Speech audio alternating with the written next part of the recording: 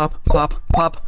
You burst out of your transparent egg near the warm ocean surface, one by one with thousands of your siblings.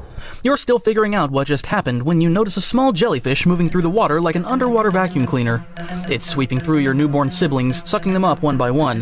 The thing is treating your family like an all-you-can-eat buffet. It heads straight for you, its mouth opening wider. Without giving it any thought, you instantly dive. Not deep, just a few centimeters under the surface. The creature sweeps past exactly where you were floating a second ago and continues left, still munching on your siblings. When you surface again, you realize almost all of your siblings have been eaten.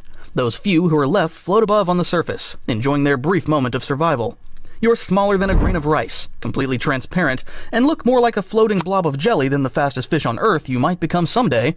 Your body is basically a see-through bubble with a yolk sac attached. No fins, no bill, no anything that remotely resembles a fish. Your yolk sac is your only food source right now, and it will last for about 2 days. On the 3rd day, your yolk sac is completely gone. You need food. You drift your body like a wobble-wobble on the surface and dip down a centimeter in the water. You notice a few copepods drifting nearby. You try to grab one with your barely formed mouth, but it slips away. You try a few more times and finally catch one, but it barely counts as food. It's so small. The entire day you manage to catch dozens of tiny plankton, but the amount of effort you made is nowhere near enough for what your body needs to grow. You are still smaller than 1 centimeter, so life is still a lot, to be honest. Almost a month passes like this. Now you've grown to about 15 to 25 millimeters and have officially passed your small birth stage. You look more like a fish now. Your mouth structure has become more advanced, and you can actually eat small fish larvae and shrimp-like creatures. Most importantly, you've developed fins and a tail that can actually propel and push you through the water. So you've started diving underwater instead of just floating helplessly on the surface. It's time for your first real hunt. Okay, a school of tiny fish larvae about half your size. Perfect first targets. You position yourself below them, watching their movements. Unlike the mindless drifting of plankton, these things actually swim with purpose, making quick turns and sudden stops. Your newly developed fins propel you upward as you open your mouth and miss completely. The entire school scatters in different directions while you chomp at empty water.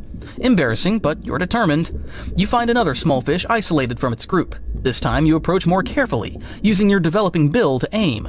You lunge forward with all the grace of a drunk sea cucumber and actually manage to catch it. The fish thrashes in your mouth, its scales rough against your soft throat, but you gulp it down. Your first real prey. It tastes so much better than boring plankton, but it also takes 10 times more energy to catch. Just as you're feeling proud of your hunting achievement, a massive shadow passes overhead. You look up to see something that makes your blood freeze. A bottlenose dolphin, at least 20 times your size, with intelligent eyes and a mouth full of sharp teeth. It spotted you. Without warning, the dolphin dives straight down toward you with terrifying speed. You've never experienced anything like this before. Pure, intelligent predation aimed directly at you. You twist your body frantically, your small fins working overtime as the dolphin's jaws snap shut inches from your tail. This isn't like avoiding a mindless jellyfish or comb jelly. This thing is actively hunting you, calculating your movements, predicting where you'll go next. You dart left, the dolphin follows. You dive deeper, it follows. You surface rapidly, and it's still right behind you, clicking and whistling as if it's enjoying the chase. For the first time in your short life, you understand what real death looks like. In desperation, you attempt something you've never tried before: real speed. You pump your tail as fast as possible, trying to access that legendary sailfish velocity you're supposed to inherit. But your body isn't ready. Instead of graceful acceleration, you spin out of control, tumbling through the water like a broken torpedo.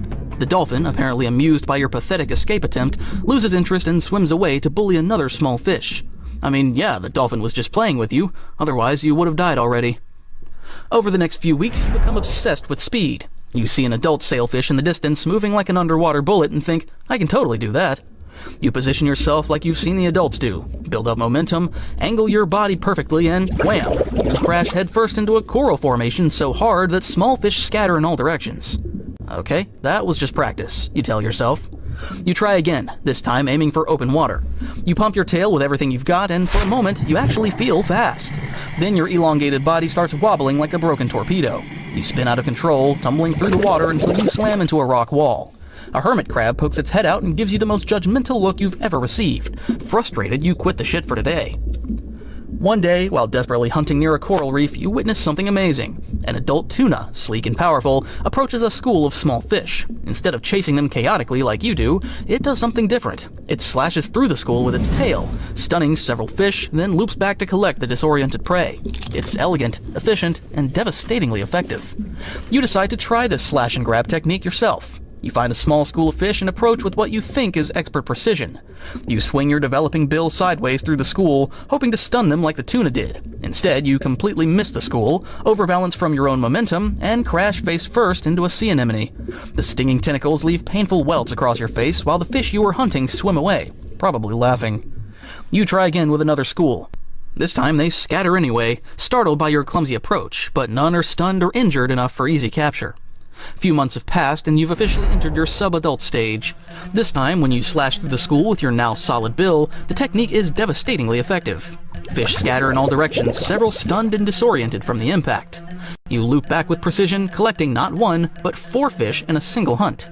This stage of your life is all about hunting these small fishes and eating as much as you can to grow to your full-size ability, so exactly 2 years from now you're a magnificent 3-meter torpedo, the fastest fish on Earth, capable of hitting 68 miles per hour when you need to. Your bill has become a razor-sharp weapon, your dorsal sail can extend to intimidate prey and predators alike, and you've mastered the art of hunting with deadly precision. Today feels like the perfect day to demonstrate just how far you've come. You spot a massive school of sardines ahead, thousands of them moving in tight formation, completely unaware of the death missile approaching from below. This is what you were born for. You position yourself beneath the school, your sail folding flat against your back for maximum speed. With one explosive burst, you rocket upward, building to your maximum velocity in seconds. The water screams past your streamlined body as you slash through the school with surgical precision. Your bill cuts through the formation like a sword, stunning dozens of fish with the shockwave alone. You loop back through the chaos, your mouth opening and closing like a machine gun, collecting the disoriented sardines. In less than 30 seconds, you've consumed more food than your juvenile self could catch in a week. This is the payoff for all those months of failed attempts and embarrassing crashes. You are finally the apex predator you were destined to become. But being the fastest fish in the ocean comes with its own set of problems. As you cruise through the open water, your incredible speed demands massive amounts of oxygen. Your gills work overtime, extracting every molecule they can from the rushing water. You can't stop swimming, not even for a moment, or you'll suffocate. It's like being stuck in permanent overdrive with no option to slow down.